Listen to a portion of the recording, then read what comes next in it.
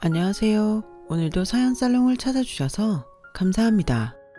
저는 현재 서울에서 두 아이의 엄마이자 아내로 살고 있는 여자입니다. 저에게는 아픈 상처가 두 가지 있어요.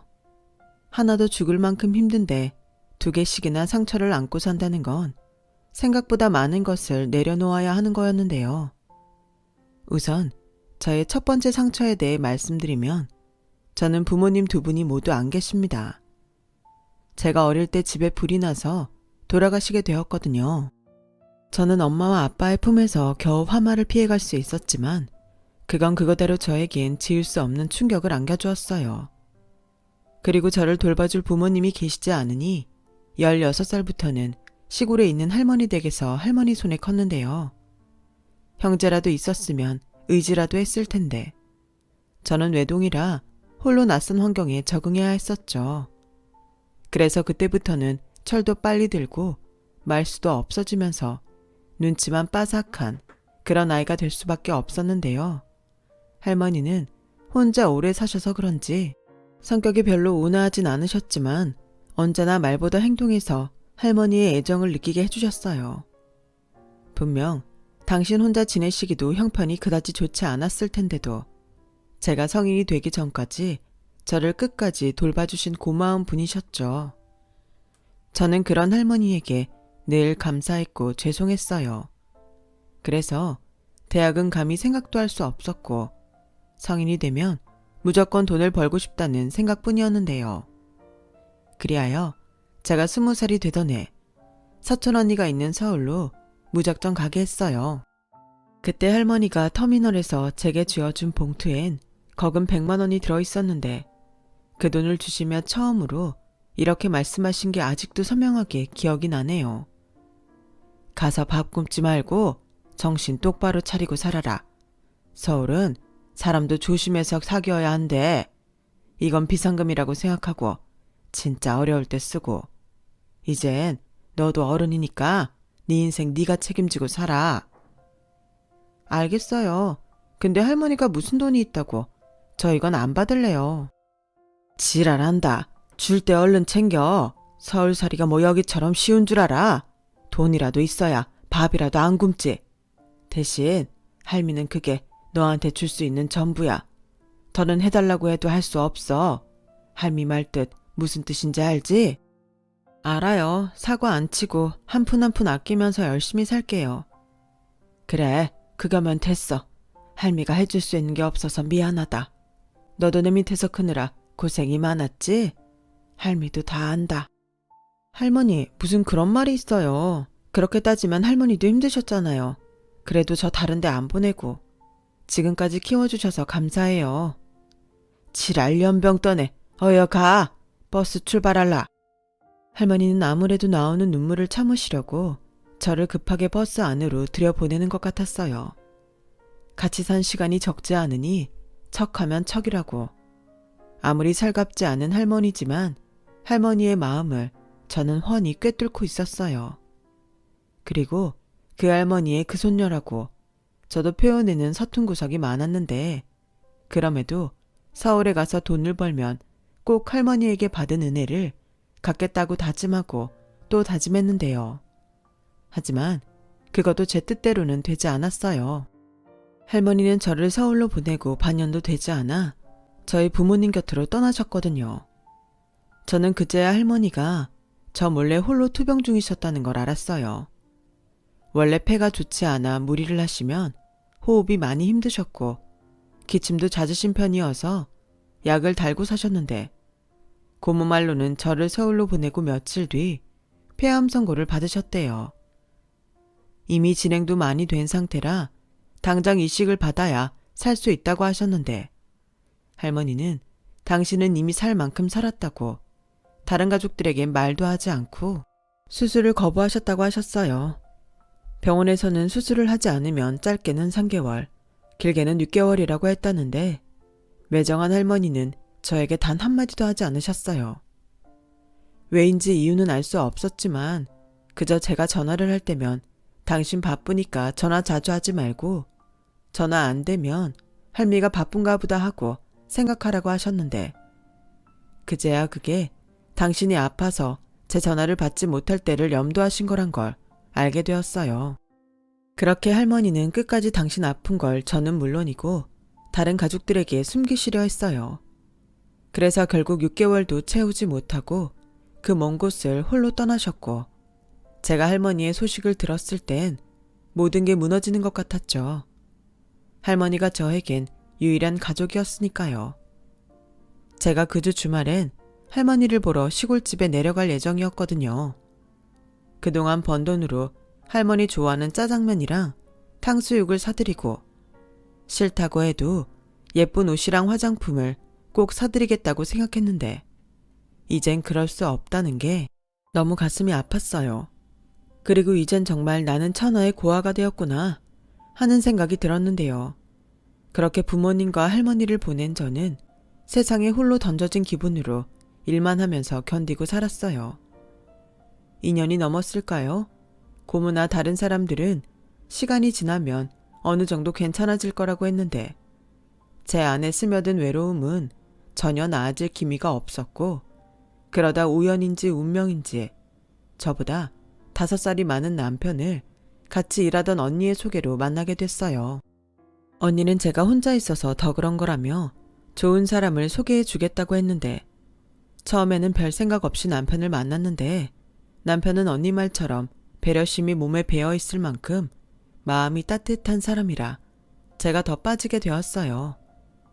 남편 역시 제가 고아나 다름없어 마음이 쓰였는지 늘 저를 챙겨줬고 제가 퇴근이 늦거나 아플 땐 보호자 역할을 자처했는데 이젠 아무도 없다고 생각한 저에게 남편은 유일하게 가족이 되고 싶은 사람이었죠. 그렇게 1년 넘게 연애를 하다 저희는 결혼을 전제로 함께 살기로 했어요. 혼자 지내는 게 정말 싫었던 저를 생각한 남편의 마음이었죠. 정식으로 식을 올린 건 아니었지만 꼭 신혼 부부가 된 것 같아 꿈꾸는 것 같았는데 제가 너무 행복했을까요? 아직 정식으로 부부가 되지 않은 저희에게 아이가 먼저 찾아왔어요. 당시 이사업체에서 일을 하던 남편과 햄버거 가게에서 일하던 전 고심 끝에 대구에 있는 시댁으로 내려가기로 했는데요. 남편은 가업을 잇는 조건으로 결혼 승낙과 경제적인 도움을 집에서 받고 싶어 했고 저는 이왕이면 가족들이 많은 곳에서 복닥복닥하게 살고 싶어 남편의 뜻에 따르기로 했지만 내심 저는 시부모님이 저를 마음에 들어하지 않으실까? 무척이나 긴장하고 떨었네요. 그렇게 처음으로 저는 시댁이 있는 지방으로 내려가 시부모님을 뵈었어요. 너무 긴장한 나머지 물도 제대로 넘기지 못할 정도였는데 옆에서 남편이 괜찮다는 듯 제 손을 꼭 잡아주더군요. 하지만 그럼에도 시부모님, 특히 시어머님은 제가 부모님이 모두 안 계신 점과 아이를 먼저 임신한 것이 영 마음에 들지 않았는지 한번 일그러진 표정은 시간이 지나도 펴질 생각이 없는 듯 보였는데요. 시부모님은 동네에서 나름 유명한 정육식당을 하고 계셨어요. 다른 직원들은 없이 아주버님과 시부모님이 운영을 하느라 항상 일손이 부족한 실정이었어요. 그럼 직원을 좀 뽑을 만도 한데 워낙 깐깐하고 남에겐 유독 야박한 시어머님의 성격상 버티는 사람이 없었다는 것 같더군요. 그래서인지 남편이 결혼 허락을 해주면 식당 일을 하겠다는 말은 시부모님에게 굉장히 큰 유혹이었어요. 두 분은 평소 아들들이 결혼해 사이좋게 식당을 물려받았으면 하는 바람이 있으셨거든요.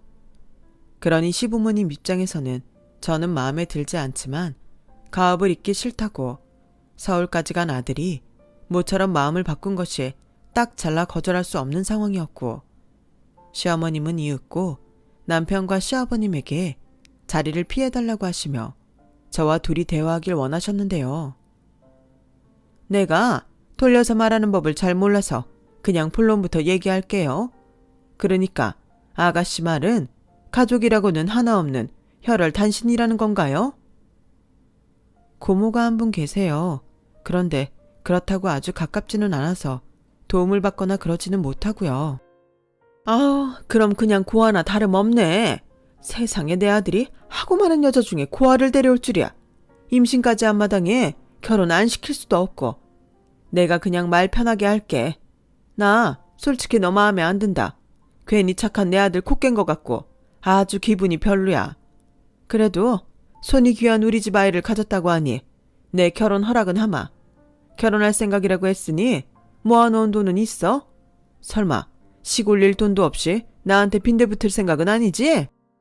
그럴 리가요. 많지는 않지만 그래도 돈은 좀 있어요.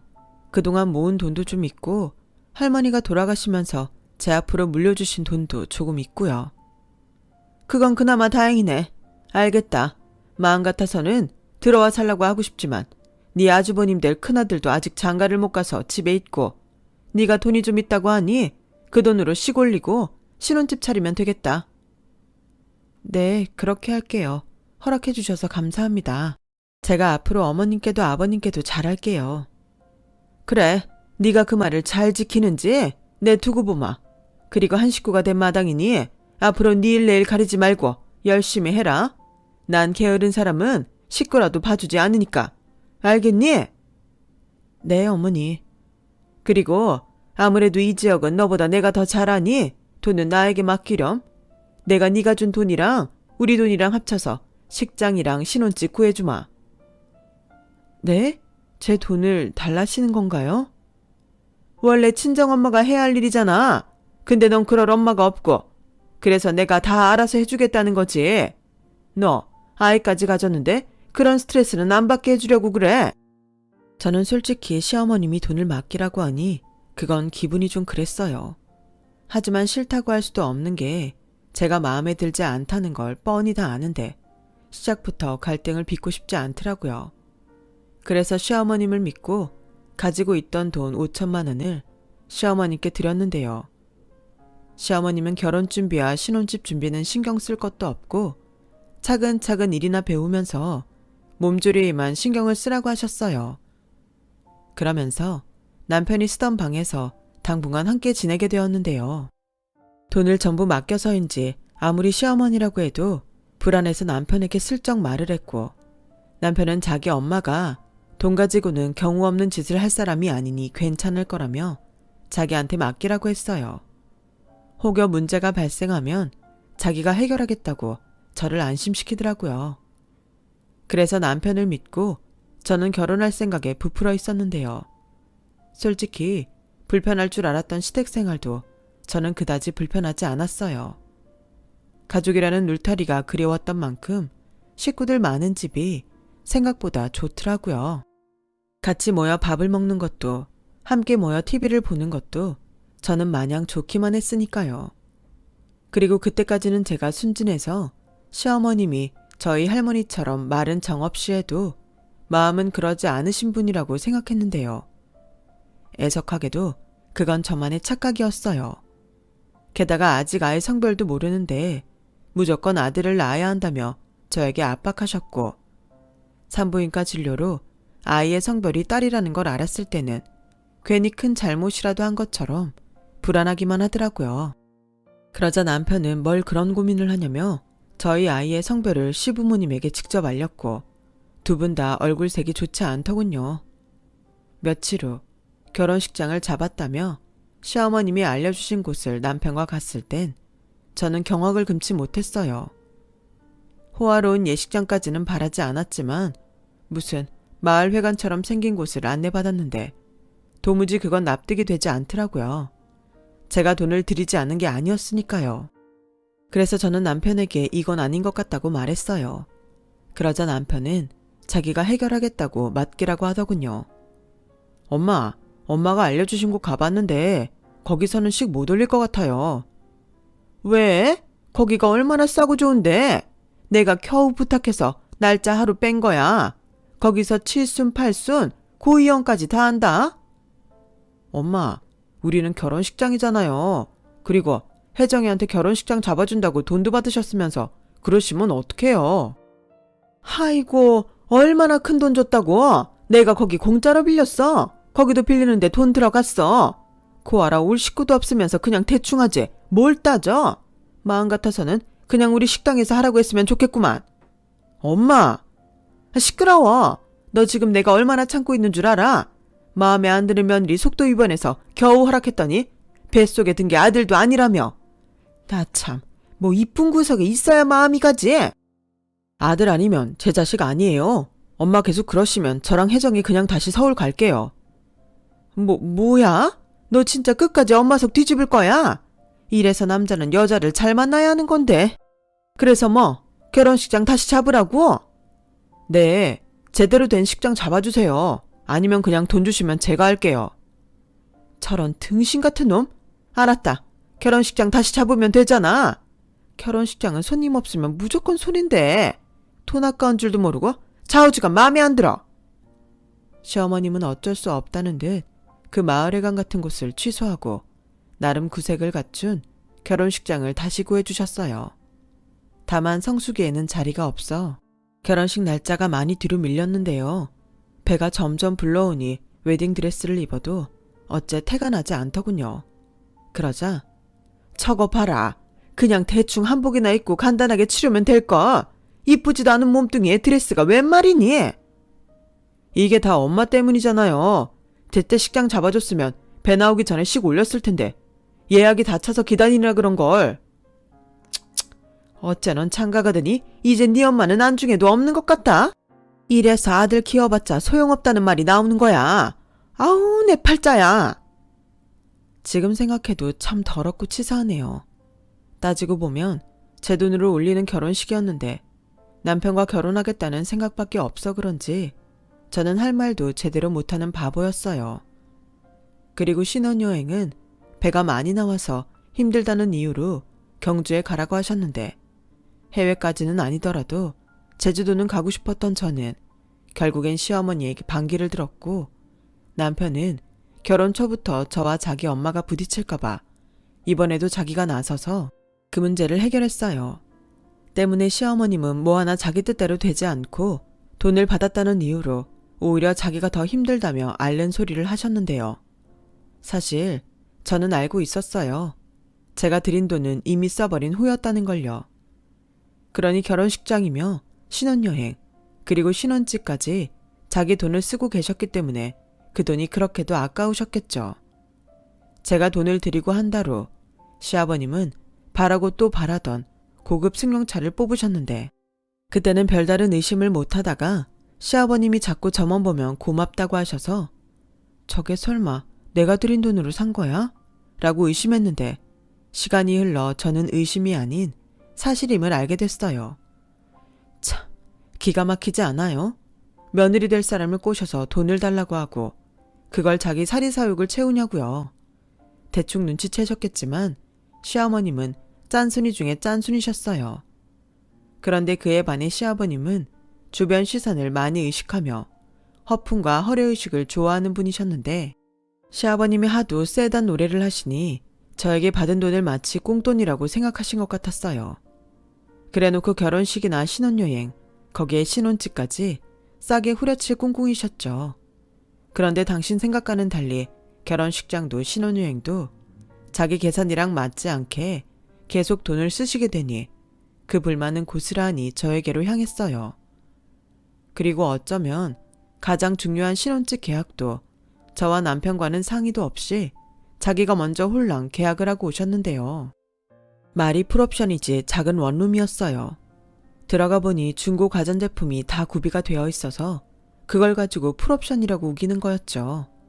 그러면서 따로 혼수를 장만하지 않아도 된다며 자기 혼자 신나셨는데 이미 계약금이 들어간 마당이라 물을 수도 없었죠.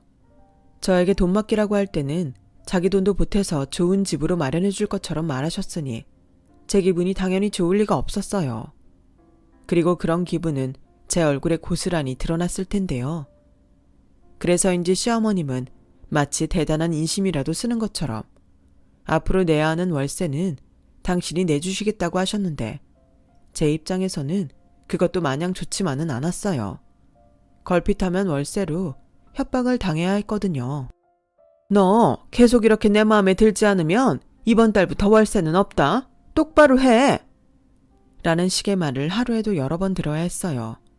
거기에 저희 두 번째 상처인 첫째 아이가 장애를 갖고 태어나면서 시어머님의 구박은 극에 달했는데 가뜩이나 속상해 미쳐버릴 것 같은 저에게 자기 집안에 어떻게 이런 애가 나올 수 있냐며 제 유전자 탓을 하셨어요.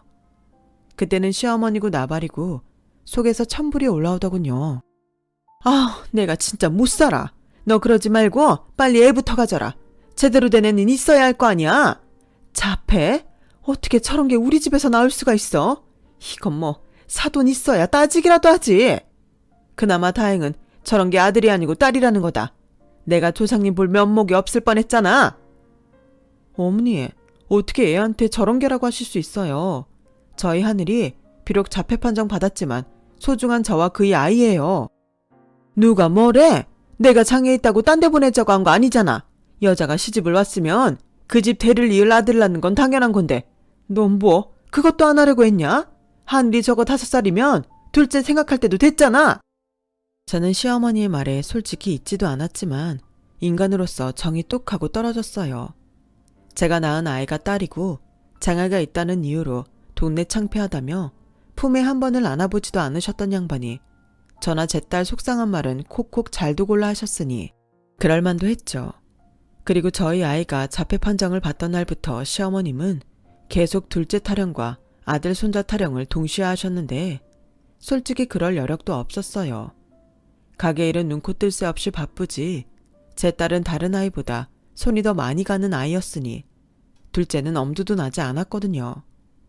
그래서 저는 하루라도 빨리 아주버님이 장가를 가셨으면 좋겠다고 생각했는데 그러면 적어도 시어머니에게 그런 잔소리는 해방될 수 있지 않을까 했어요. 그리고 저의 이런 바람이 하늘에 닿았는지 어느 날 연애하는 것도 몰랐던 아주버님이 결혼할 여자가 있다며 집에 데려온다고 식구들에게 말했고 저는 저대로 시어머님은 시어머님대로 부푼 꿈을 안고 예비 식구를 기다렸어요.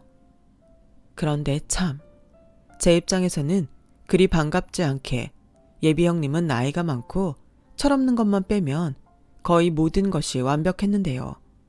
그러니 시부모님이 좋아서 어쩔 줄을 몰라 하셨죠. 어머님이 교장 선생님이시라고? 거기에 동네에서 알아주는 부자시라며? 부자까지는 모르겠는데 돌아가신 아빠가 워낙 재산이 많으셔서요. 경제적으로는 그래도 여유가 많은 편이에요.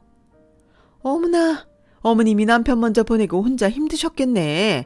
그나저나 우리 아들 어디가 좋아서 결혼까지 생각하는 거야? 오빠가 나이가 저보다 많잖아요. 사실 저도 나이가 적은 편이 아닌데 원래 제 이상형이 저보다 나이도 좀 있고 어른스러운 사람이거든요. 아빠가 빨리 돌아가셔서 아빠 같은 남자랑 결혼하고 싶었는데 오빠가 딱이었어요. 세상에나, 이래서 다 짝이 있는 거야. 난 그것도 모르고 우리 아들 나이 많아서 장가도 못 간다고 그렇게 속을 끓였는데 고마워. 진짜 고마워. 우리 집에 시집 오면 아무것도 할 거 없어. 그러니까 얼른 날 잡자고. 그렇게 시어머님은, 아니 시아버님까지 아주버님이 결혼을 하는 게 아니라 당신들이 결혼하는 것처럼 예비 형님을 보는 눈에서 꿀이 뚝뚝 떨어졌어요. 그리고 행여 예비 형님이나 예비 사돈이 마음이 바뀔까봐 그야말로 번갯불에 콩 구워 먹듯 아주버님의 결혼식을 추진하셨는데요. 시부모님은 결혼 전이나 후나 그저 입에 침이 마르도록 형님과 안사돈에게 나이 많은 자기 아들이랑 결혼해줘서 고맙다고 몇 번이고 고개를 조아리셨어요. 저에겐 임신해서 자기 아들 코 깬 것 같다고 면전에서 싫다고 하시더니 사람 서운하게 만드는 방법도 가지가지였어요. 아무튼 형님의 등장으로 이제야 비로소 자신이 원하는 며느리를 본 시어머님은 대놓고 저와 형님을 비교하며 더 치사하게 차별하기 시작했어요. 뭐 이미 예견된 일이긴 했었죠. 저기 어머니, 의논 드리고 싶은 게 있는데요. 첫째야, 의논? 무슨 의논? 그게 결혼식은 대구에서 하잖아요. 그래서 신혼여행은 제가 가고 싶은 곳으로 가고 싶은데. 그래, 네가 원하면 어디든 가라. 내가 어디든 보내주마. 정말요? 그럼 저 프랑스 파리로 가고 싶은데 제가 원래 신혼여행 로망이 있었거든요. 한 일주일쯤 다녀왔으면 하는데. 프랑스 파리? 일주일씩이나? 거긴 너무 멀어서 또 언제 갈 수 있을지도 모르잖아요. 아이라도 생기면 그땐 언감생심 꿈도 못 꾸고. 형님은 거의 울상을 하며 시어머니에게 말했어요. 이미 결혼식도 대구에서 가장 비싼 곳으로 예약을 잡아놓았는데 신혼여행까지 척척 원하는 곳으로 가는 형님을 보며 솔직히 저도 사람이니 기분이 좋을 리 없었죠. 형님도 그래요. 대놓고 시어머님이 저를 무시하고 차별하는데 자기도 뻔히 이 상황이 옳지 않다는 걸 알면서도 자기한테 피해가 가지 않으니 모른 척하는 눈치였어요. 굳이 그걸 따지자면 그걸 나쁘다고 할 순 없는데 언제부터인가 형님은 한술 더 떠서 자기를 예뻐하는 시어머님을 자기 손바닥에 올려놓고 쥐락펴락하며 자기가 원하는 걸 얻어냈고 저는 그런 형님의 모습에 때론 시어머님보다 형님이 더 얄밉기도 했었네요. 저한테도 자격지심이 있었던 거죠. 형님은 든든한 친정의 지원을 받아 결혼이면 결혼, 신혼집이면 신혼집을 척척 해결하니 솔직히 부럽지 않다면 거짓말이었죠. 시어머님은 점점 형님을 왕비처럼 떠받드는 지경에 이르렀는데요. 문제는 애꿎은 저까지 그런 형님을 떠받드는데 동참해야 했다는 거였어요. 형님 내외는 친정에서 시댁 근처 아파트를 장만해 주셔서 거기서 생활하고 계셨는데 형님이 신혼여행에서 다녀온 뒤 바로 임신을 하자 시어머님은 장남에게 장손을 봐야 한다며 몇 끼를 형님 집에 가서 차려주셨어요. 제가 그 반찬을 만들어야 했죠. 몇 끼마다 새로운 반찬으로 기본이 7첩, 평균이 10첩이었는데 그러다 좀 과한 날은 15첩이 넘는 새 반상을 만들어야 했어요. 형님이 입덧이 심해 먹지도 못하고 버리는 음식이 반이 넘는데 어머님은 가짓수를 많이 만들어야 조금이라도 형님이 더 먹지 않겠냐며 저를 아주 수락관 궁녀 취급을 하셨어요. 어머니, 아무리 생각해도 이건 너무 낭비 같아요. 그냥 형님한테 먹고 싶은 거 있냐고 물어봐서 그것만 하는 게 낫지 않을까요? 왜? 너 하기 싫어 그러냐? 그네가 귀한 우리 장손을 잉태하고 있는데 그 정도는 해야지. 아직 손년지 손잔지도 모르잖아요. 너 부정타게 그 입 함부로 놀릴 거야? 무조건 장손이야. 내가 황금이건 꿈을 꿨다고 했잖아. 잔말 말고 너는 내가 시키는 대로 하기나 해. 너는 어째 점점 그렇게 내 마음에 안 드는 짓만 골라 하냐? 그러니까 저런 팔푼이 같은 애를 낳았지. 어머니, 시끄러워. 입 그만 놀리고 음식이나 만들어. 너 그거 다 하면 식당 밑반찬도 만들어야 하는데 어느 세월에 다 하려고 그래? 이쯤 되면 왜 그 짓을 참고 있냐고 생각하시는 분도 분명히 계시겠죠. 그게요, 저도 저 나름의 속사정이 있었어요. 우선 남편이나 저나 시부모님 가게에 일을 해서 월급을 받는 처지고 저희 부부와 시부모님의 계속되는 건의와 협의 끝에 월세 계약이 끝나는 후년에는 저희도 아이가 있는 만큼 돌봄 교육을 받을 수 있는 초등학교 근처 아파트를 해주시겠다고 약속을 받아놓은 상태였어요. 그러니 저도 싫다는 표현은 해도 그 일을 안 할 수는 없었죠. 그러던 어느 날 여느 때처럼 똑같이 형님 집에 보낼 음식을 식당 주방에서 만들고 있는데 비위가 너무 상하고 컨디션도 너무 나빠 혹시나 하는 마음에 약국에서 임신 테스트기를 사서 테스트를 해봤는데 희미한 두 줄이 보였어요. 기쁘기도 하고 첫째 생각에 마음이 무겁기도 했어요. 그리고 앞으로가 걱정이었죠. 장애를 가진 아이를 키우는 부모들은 다 알 거예요. 아이가 크면 클수록 부모는 배우고 익숙해져야 하는 게 많아지는데 거기에 갓난아이까지 케어할 자신이 솔직히 없더라고요. 하지만 저희 부부를 찾아온 소중한 생명이기에 저는 제 몸이 부셔져도 이 아이를 품겠다고 다짐했고 남편은 그런 저와는 달리 저의 임신 사실에 뛸 듯이 기뻐했어요. 워낙 아이들을 좋아했고 단란한 가정을 만드는 게 그 사람이 꿈이라 둘째가 태어나면 더 많이 즐겁고 행복할 거라고 저에게 고맙다고 했죠. 저는 그런 남편을 보고 또 바보처럼 좋았어요. 저런 사람이 내 남편이라 너무 다행이다 싶었거든요. 그렇게 저희 집은 형님에 이어 저까지 임산부가 2명인 집이 되었어요. 하지만 어째 저의 수락관 궁녀 신세는 변하지 않았고 시어머님은 형님은 몸도 약하고 초산이라 걱정이 많다며 안달복달 하셨지만 저는 2번째 임신이니 거의 나몰라라 하시더라고요. 뭐 거기까지는 좀 서운하긴 했지만 괜찮았어요. 문제는 저도 임신 중이라 힘든데 저한테는 여지없이 하던 일은 물론이고 시댁일이며 식당일이며 온갖 일을 다 시키려 하셨다는 거였죠. 저는 그때 임신 초기라 너무 힘든 상태였거든요. 남편이 눈치껏 저를 쉬게 하려 해도 집에라도 보내면 그날은 아주 불호령이 떨어졌어요. 야, 너 지금 바빠 죽겠는데 뭐 하는 거야? 어머니, 죄송해요. 제가 오늘은 진짜 너무 힘들어서요. 아니, 힘들긴 뭐가 힘들어? 너만 애가 졌냐? 나는 막달까지 식당 일 혼자 다 했어. 엄살 피우지 마. 이게 완전 애가 졌다고 꾀만 늘어서는? 꾀가 아니라 저 진짜 힘들어요. 어젯밤에는 피가 비쳐서 응급실도 다녀왔다고요. 임신 초기라 조심하지 않으면 유산될 수 있다고 병원에서도 쉬라고 하는데. 쉬란다고 다 쉬냐? 그럼 뭐 먹고 살아? 아, 요즘 젊은 애들은 근성이 없어. 됐다. 그래, 너 내가 인심 썼으니까 오늘은 푹 쉬고 대신 내일이랑 모레는 너랑 네 남편이 가게 좀 도맡아서 해라. 내일이랑 모레요? 어머님 어디 가세요? 네 형님이 제주도 은갈치구이가 먹고 싶대. 그게 먹고 싶은데 멀어서 엄두가 안 나니 혼자 끙끙 앓고 있었던 모양이더라. 내가 아주 그 소리를 듣고 속상해서 당장 제주도 비행기표 끊었다. 그러니까 형님이 은갈치구이 먹고 싶다고 해서 저희만 빼고 온 가족이 제주도 가시는 거세요? 그래. 왜? 무슨 문제 있냐? 너는 신혼여행 때 다녀왔잖아. 그리고 안 사돈이 알아봐라. 난 얼마나 질타하겠냐. 곱게 키운 딸 먹고 싶은 것도 못 사주면 그게 시엠이니? 저는 할 말이 없었어요. 아니, 어떤 말도 하고 싶지 않았어요.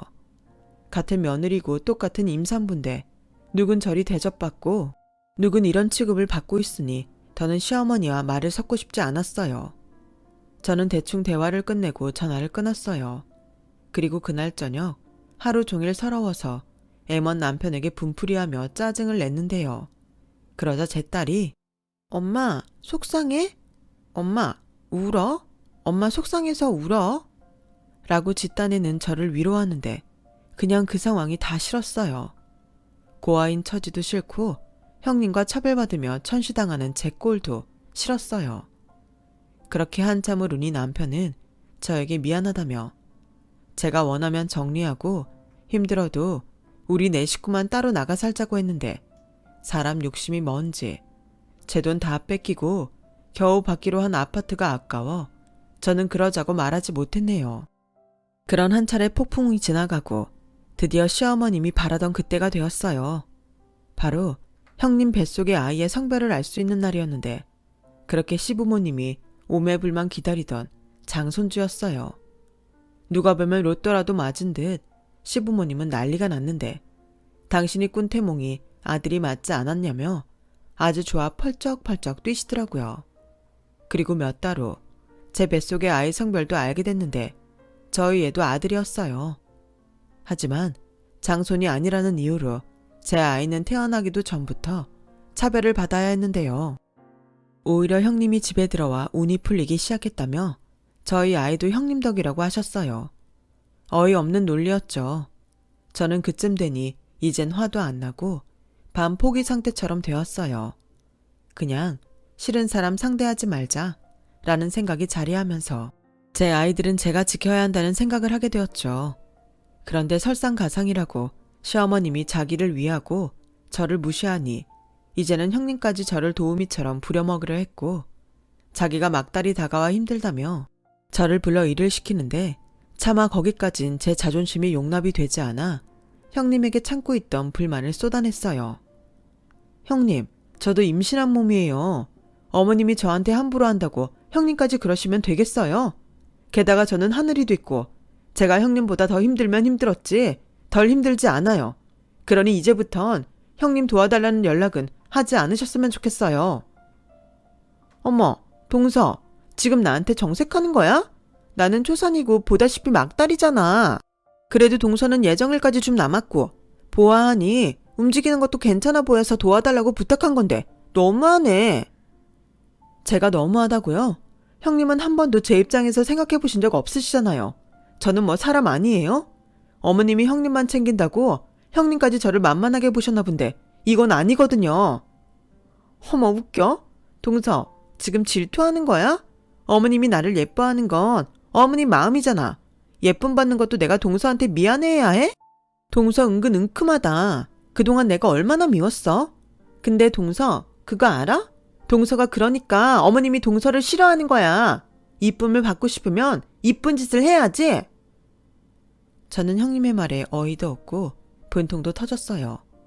제가 미움을 받는 이유는 닦아놓고 제 잘못이 아니잖아요. 이미 돌아가신 부모님을 저더러 어쩌라고요.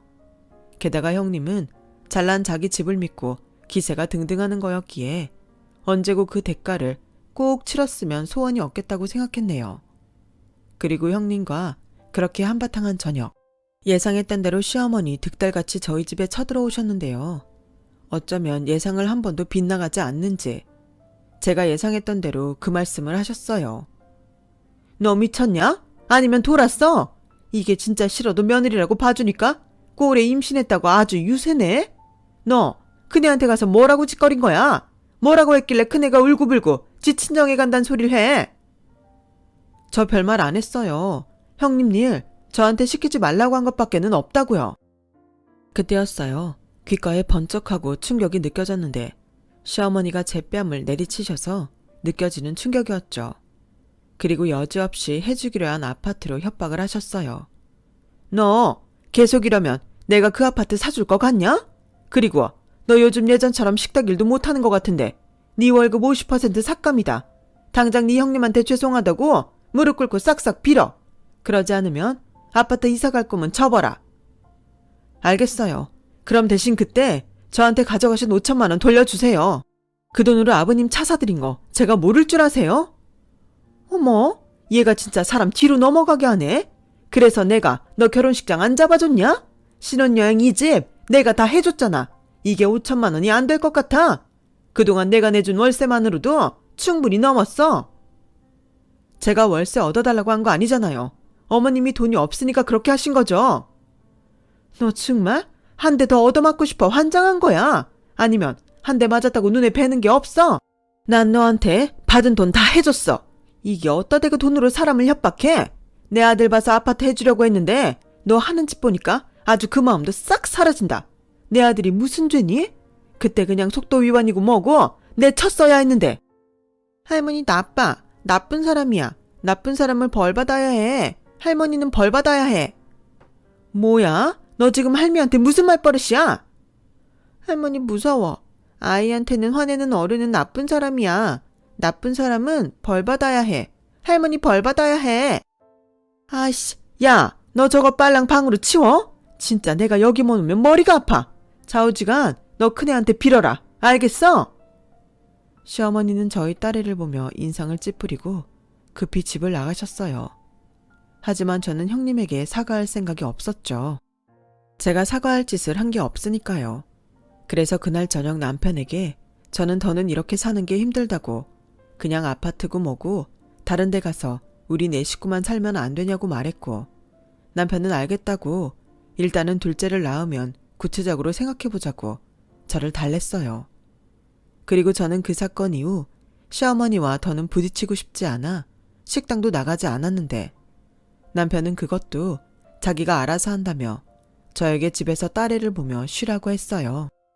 솔직히 딸애와 있으면 쉬는 게 쉬는 건 아니었는데 식당에 나가지 않는 것만으로도 숨통이 트이는 기분이었어요.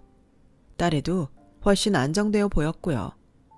평소 제가 식당에서 일을 할 때면 딸애를 식당과 가까운 시댁에 있게 하거나 식당 주방에 있게 했는데 저라고 그게 좋을 리 없잖아요. 그러면서 내심 남편에게 미안했지만 저만이라도 시댁과 연을 끊고 싶다는 생각을 몇 번이나 했는데 생각이 현실이 되었어요. 처음 대구에 왔을 때는 대가족을 이루고 살면 행복할 거라고 생각한 제가 순진한 바보였죠. 그리고 하루하루 분가할 생각에 설레고 있을 즈음 뜻밖의 일이 벌어지고 말았어요. 그건 형님의 어머님이 폐암에 걸렸다는 소식에서 시작되었죠. 형님도 형님이지만 할머니를 같은 병으로 보낸 저라 뭔가 기분이 이상하더라고요. 그리고 남편이 꽤 심각하게 말했어요. 듣자 하니 상태가 많이 안 좋으신가 봐. 이식을 받아야 사실 수 있는 것 같은데 기증자 찾는 게 쉬운 일도 아니고 자기 돌아가신 할머니도 같은 케이스였지? 맞아. 형님이 많이 힘들겠다. 잘은 모르지만 그런가 봐. 형한테 들으니까 맨날 울고 계신데 출산일도 멀지 않았는데 형이 걱정이 많더라고. 어머님도 애가 타겠네. 그래도 난 식당에는 나가지 않을 거야. 형님도 안 보고 싶어. 왜 얘기가 거기로 튀어? 난 자기한테 그러라고 할 생각 없어. 그냥 그런 일이 있다고. 혹시 내가 괜히 말했어? 아니야. 내가 그냥 좀 예민해서 그래. 요즘 따라 배도 자꾸 뭉치고. 아휴, 힘들어서 그러지. 집에 있어도 자기는 쉬는 게 아니잖아. 내가 배 좀 마사지 해줄까? 내가 요놈한테 엄마 힘들게 하지 말라고 잔소리 좀 해야겠다. 남편은 어쩌면 괜한 소리를 했다는 듯 저에게 미안한 눈치였어요. 사실 그럴 필요까지는 없었는데 형님에게 일이 생긴 이후부터 어째 시댁 전체 분위기가 급속도로 나빠지기 시작했어요. 그래서인지 시어머니는 저에게 집에 오라며 성화를 부리셨고 저는 싫다고 거절했는데요. 무슨 꿍꿍이인지 자기가 먼저 그동안 미안했다며 저에게 사과를 하셨어요. 그러면서 임신한 며느리들한테 오랜만에 보양식 좀 해서 먹이고 싶다며 저에게 꼭 당신 집에 오라고 하셨는데요. 어차피 저는 예전에 제가 아니었기에 마지막이라는 마음으로 시댁을 찾았어요. 그러자 얼굴 가득 그늘진 형님이 영혼 없이 자리에 앉아 있었고 저는 그런 형님의 눈치를 보고 앉았는데요. 이윽고 형님이 먼저 시어머니에게 오래 고민했다며 시어머님이 듣기에 충격적인 말을 꺼내기 시작했어요. 어머니, 아무래도 안 되겠어요. 저랑 오빠가 친정으로 들어가서 엄마 모시고 살고 싶어요. 아니, 너는 몸풀 날도 얼마 남지 않았는데 네가 거기 가서 뭐하게? 애는 친정 가서 낳으려고요. 이미 병원도 다 알아놨어요. 일단 산후조리는 근처에서 하고 조리 끝나면 엄마 집에서 머물면서 사람 부리든지 하려고요. 아니, 사돈은 그렇게 아프시면 병원을 가야지. 모시긴 뭘 모셔? 네가 의사야? 어차피 이식 수술 아니면 병원에 있는 것도 의미 없대요. 그래서 약 처방 받아서 집에 계시게 하려고요. 저희 엄마도 그러길 바라시고요. 그래서 드리는 말씀인데 저희 오빠 더는 어머니 식당 일 못할 것 같아요. 저희 친정 근처에 일자리 알아보라고 하려고요. 뭐? 그래도 이건 아니지. 우리 장손을 거기서 낳고 거기서 키운다고? 그럼 나는 안 사돈이 살면 얼마나 산다고? 너는 뭐 이렇게 극단적으로 결정을 하니? 네? 살면 얼마나 사냐고요? 어머니, 지금 어떻게 제 앞에서 그런 말씀을 하실 수 있으세요? 어머님은 저희 엄마가 죽기라도 바라시는 거예요? 아니, 내 말은 그렇잖아. 현실적으로 살 가망 없잖아. 근데 장남이고 장손이고 다 뺏어가는 게 말이 돼? 내 아들이 이 식당 관두고 왜 취직을 해?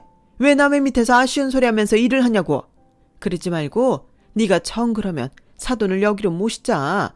니네 집에서 모셔도 되고 아니면 돈 많으시니까 집을 하나 얻으셔도 되잖아. 어머니, 그건 어려울 것 같아요. 여기보다 부산이 훨씬 치료받기는 좋죠. 기증자 나오면 수술받기도 편하고. 어머니 서운하신 거 알아요. 저 많이 예뻐해 주셨고 곁에 두고 싶어 하셨는데 죄송해요. 근데 아픈 엄마를 계속 혼자 계시게 할 수는 없어요. 어머님이 저 이해해 주실 수 있죠? 어머님께는 동서도 있고 태어날 손자도 있으시잖아요. 저 벌써 집 내놨어요.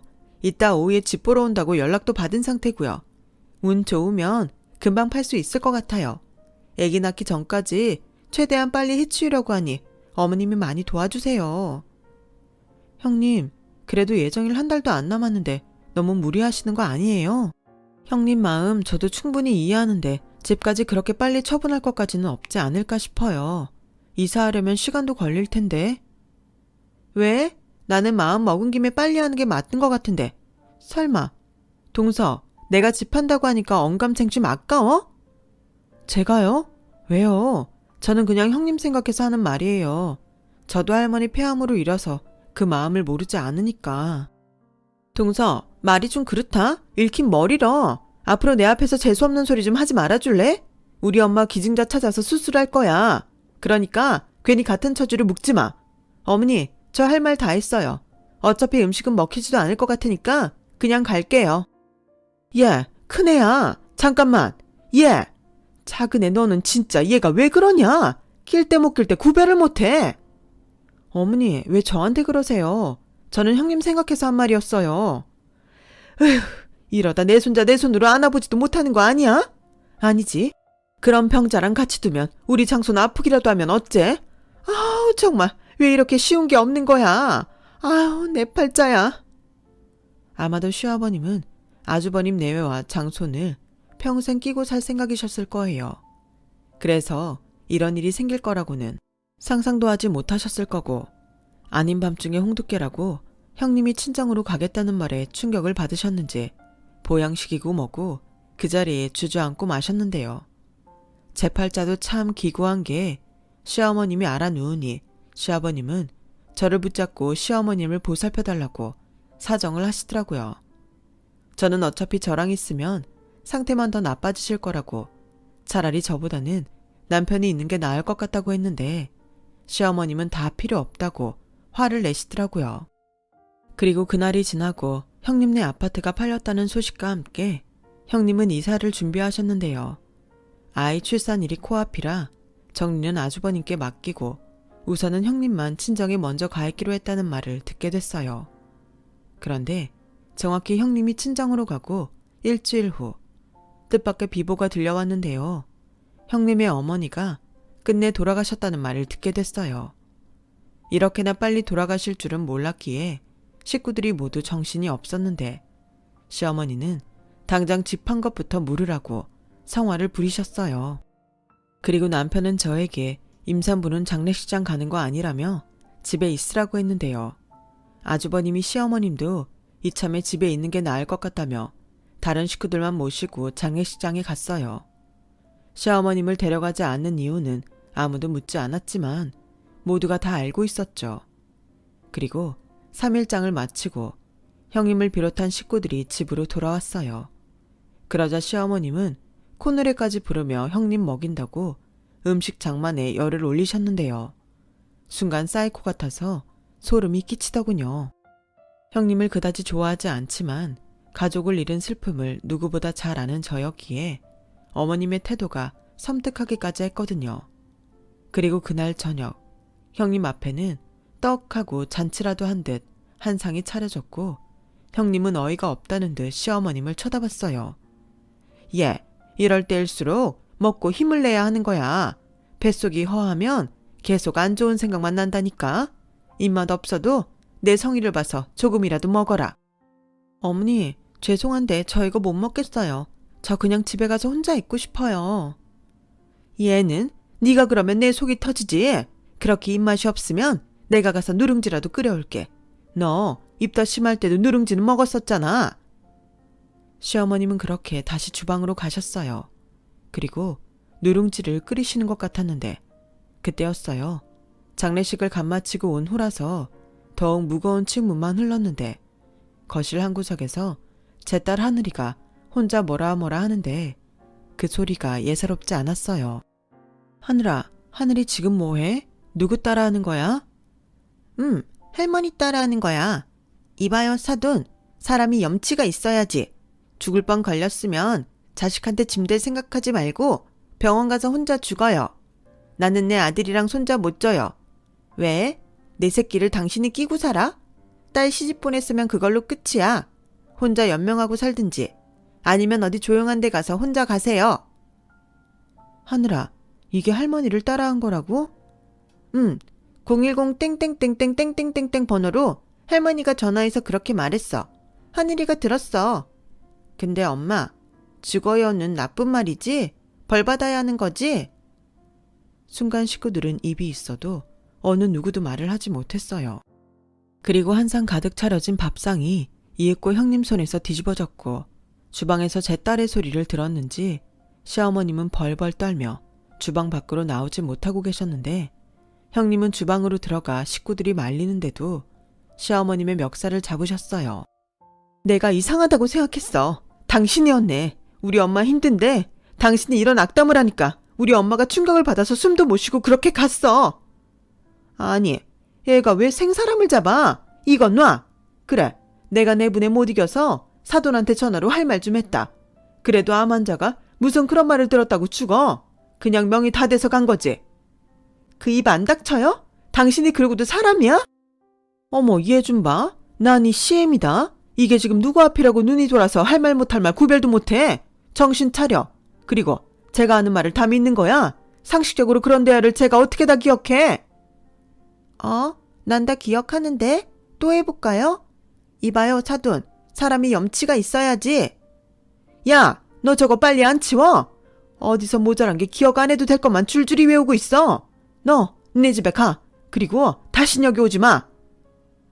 엄마, 왜 내 딸한테 그래요?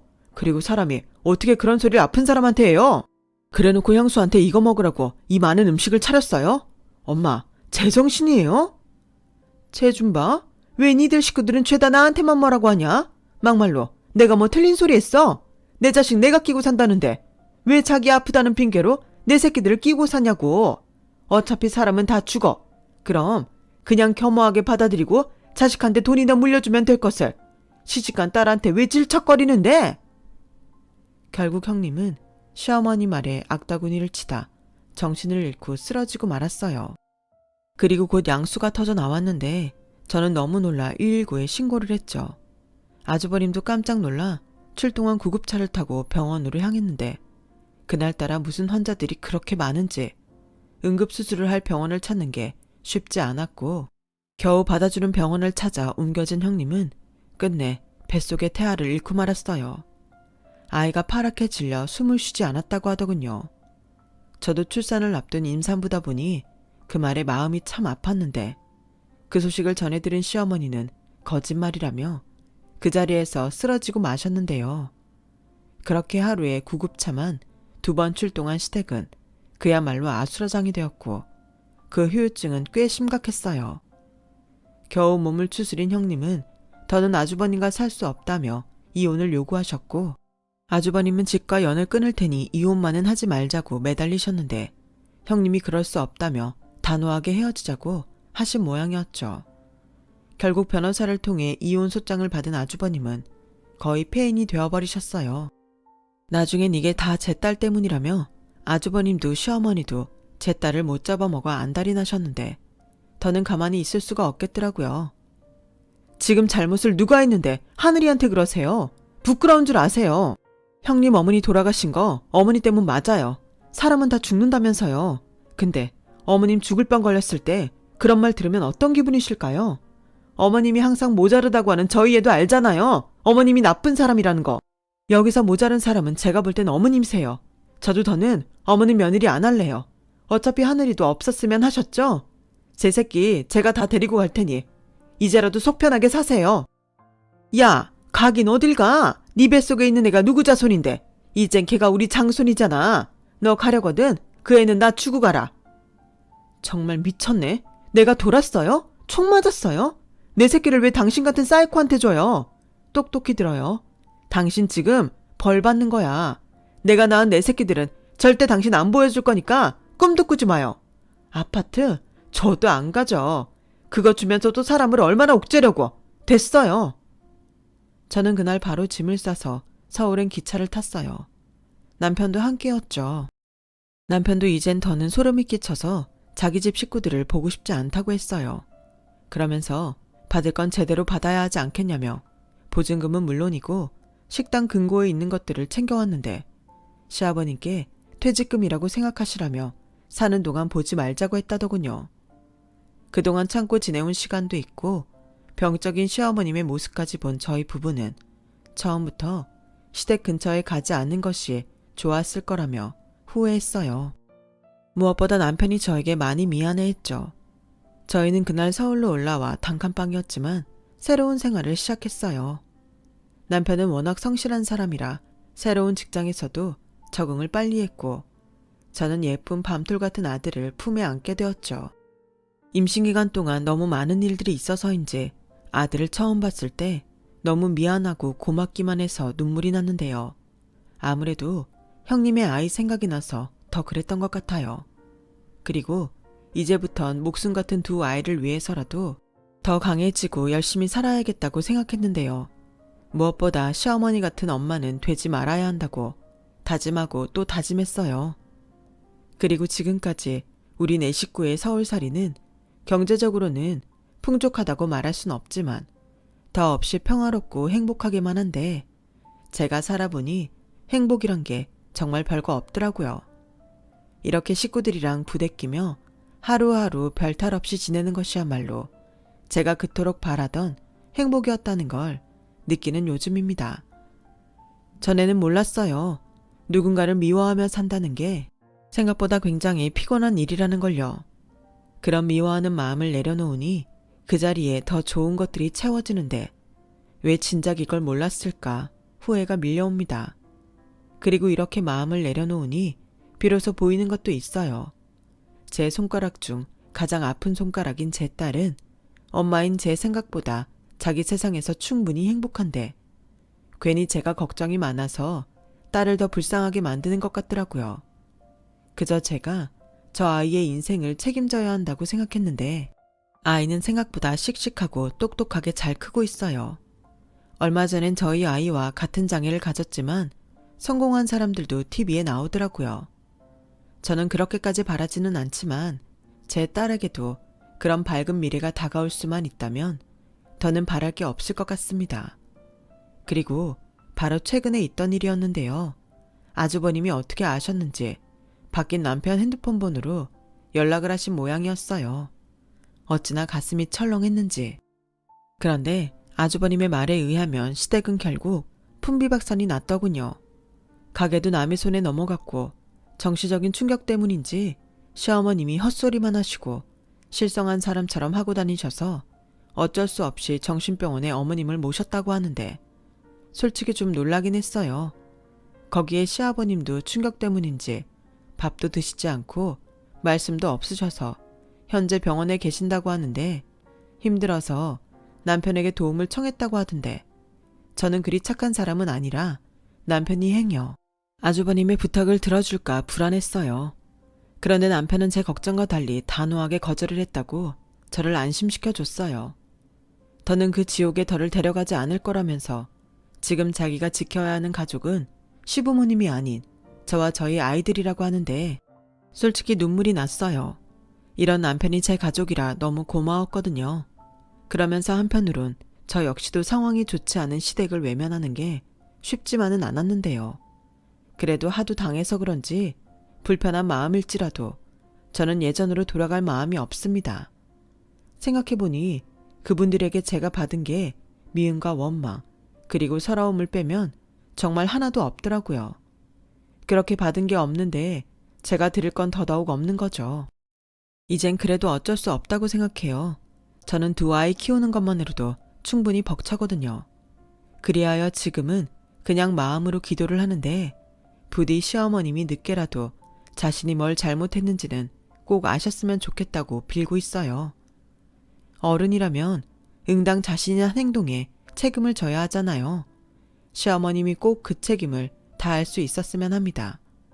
정신이 온전하지 못해 그걸 다 까먹는다면 제가 너무 억울할 것 같거든요.